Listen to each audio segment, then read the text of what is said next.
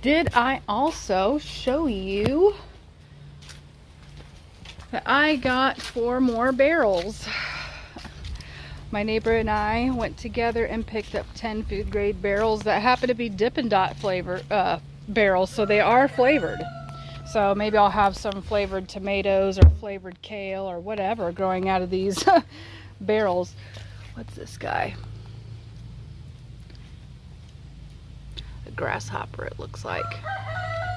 A funky looking grasshopper. Hang on, let me see if I, there we go. Yeah, you're funny looking. Anyway. Oh!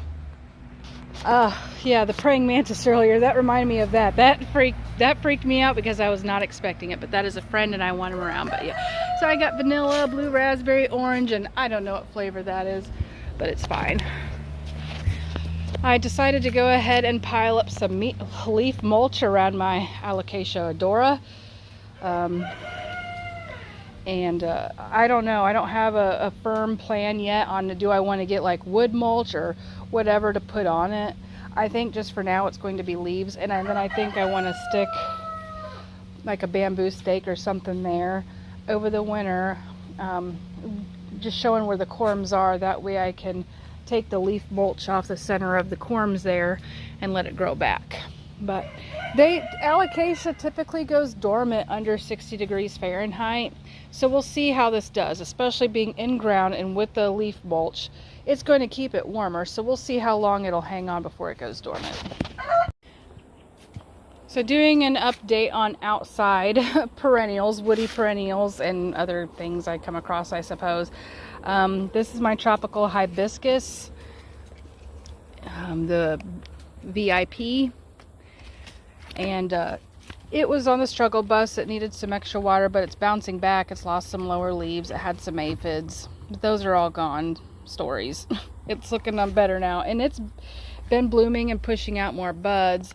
And yet, my hardy hibiscus, Rose of Sharon, it's white with like a dark pink center. It's still pushing out buds too, but they've both slowed back dramatically on their blooms. I love their blooms, they're so pretty. And then my lilac bush, this is a blue meringue lilac bush, and I finally, no, I did not lose the card off of it. Dark purple. I've trimmed it back, but it was underwatered, and then I watered it. I dragged the big hose from out underneath there, the taps under the porch there, and drug that hose out over here and watered this along with my apple trees I'll show you next, but they really suffered from the drought. These leaves still are bendable and have green in them, so I have not chopped them back, but anything dead I tried to get off of there. And obviously there's still some leaves dying on it, and that's gonna be just fine. It's not dead, it'll do fine next year. All right, coming upon the orchard line here. It started out with the 2 huge pear trees down there that actually had blight this spring, and I did not have much pear production at all, so I did not even bother picking pears this year. But yeah, I have 2 Fuji apple trees, and these were underwater. They're not established. I mean, look at the ground around them. It's, yeah. So it dried out. They hung in there, but they dried out, and I rewatered them. Now it's looking really good again. And the same, I took off the dead dying leaves on there. And these fruit trees were hit with Japanese beetles, but at the first sign of them I ordered beetle traps. Those in my berry bushes in the back, my blackberries and raspberries, they also got hit, especially the blackberries. But look, now we're putting out new leaves. Yeah. And it's got a side shoot growing off down here too, and it's about 6 inches. I could have tried propagating that, but I don't know. Might do better to one of these stems. Look at that. It looks like there's a blossom trying to go. It's a bud for sure. So my second Fuji, those are both my Fuji apple trees. I knew that. These down here did better off, but we ended up watering them before it rained again. I got 2 plum trees. What variety is it? I don't know. They're plum trees. They're doing great. Oh, I got a little bit of dead wood there. Yeah, I didn't prune these back from after watering because they looked pretty well considering. But all these babies did end up getting watered before it rained again because they were just so sad. But everything's looking real good. Yeah, my plum trees, and I got my nectarine trees. Rose Princess. I wondered what kind of a princess it was. It's Rose Princess. 2 of those, and my 1 mulberry tree that's been there for 2 years now. I bought it as a dormant plant from Tennessee Nursery, and it was just probably a 12-inch rooted cutting. And just look at it. I mean, this is damage from drought and whatever, but I think for being a young tree, it's well established and looks great. It looks a lot better than my pear trees. This spring we decided to start a perennial garden here. I have some coreopsis and some balloon flowers and stuff like that growing in here, but it's not enough, especially with the weed pressure, to do anything about. I've tried to sit here and hand weed, and just, that's not a job I like to do, especially when it's hot and the location. So we're going to get the non-breathable landscape fabric, why did I say it like that? Fabric, and start a perennial garden. So this winter I am going to be looking into botanical interests that would do well with clay in this area. Talk to some more local people, maybe some more master gardeners or something like that, and figure out what they're growing in their area and what works well for them, and go from there.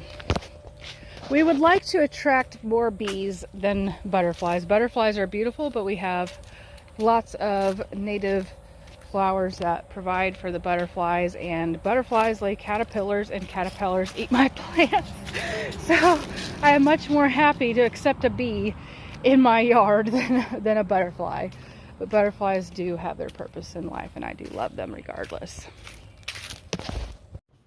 And slowly I've been bringing plants back inside. I'm not in a hurry to do it because the nights have been in the upper 50s, lower 60s, and the days are still in the 70s and 80s. And we're still getting plenty of daylight out there. So there's, for most of the plants, you know, actually, like, I don't see any of the plants out there that need to come inside due to daylight issues right now. But this one has been on the struggle bus. I've cut off several leaves off of it. This is Philodendron Jose Bueno, and, or Jose Bueno. Jose Bueno, yes. It's more on the rarer, uncommon side, so it's a bit of a pricier plant, even though it's probably tissue cultured. I can't confirm that, but I'm pretty sure it is. I paid about $30 for a 6-inch pot, and that's a steal for that size of a plant. And I just want it to do really well. And so I cleaned it up, brought it inside yesterday. I didn't water it or anything like that, but I'm just slowly trying to bring it back inside. I do think I had some soil issues from, I don't remember if I left it in their soil or changed it over to mine, but I had watering imbalance and lighting issues with it and cut those leaves off. This is part of a leaf of that incident that's happened. Trying to, you know, I wanted to provide food for the plant and let it grow some more. So I left it there like that, but eventually I'm going to cut that leaf off. What else have I brought in? I don't know, but I'm kind of on the fence of getting rid of my Monstera Peru. I mean, they're beautiful leaves, and this leaf has seen a lot of damage since I've owned it for 2 years. And it just sends out runners very slowly, and I just don't see it growing in my house right now. Maybe if I had a different specimen and tried all over again, I could do that, but I'm probably going to purge Philodendron, or Monstera Peru. Then this is Philodendron Patriciae, and she looked like she had some issues, so I took out my jeweler's loupe and looked at her, sprayed her down with the neem alcohol Castile soap with peppermint and rosemary in it.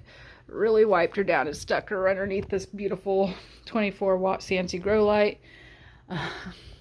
She's still putting out new leaves though, so she's not that mad, but those beautiful strappy leaves look like they're having some watering issues. So I brought it in because clearly it's just not as happy as it was out there no more. But look, it's got that growing up off the side too, which is awesome. Still no blooms opened yet on Hushkuliana intervariegated, but there's that beautiful peduncle and her progress. She is getting closer and closer every day. And I am down to 2 Finlaysonii Layla seeds. As the roots are growing, I'm not quite sure what's going on. The plants are still pretty small, and I don't see any roots growing in the cells. Oh, there's a hair root right there. But I mean, yeah, they're not ready for chunky potting mix yet. So I'm just holding on to these 2 strong babies and trying to figure out how I can do better next time and so forth.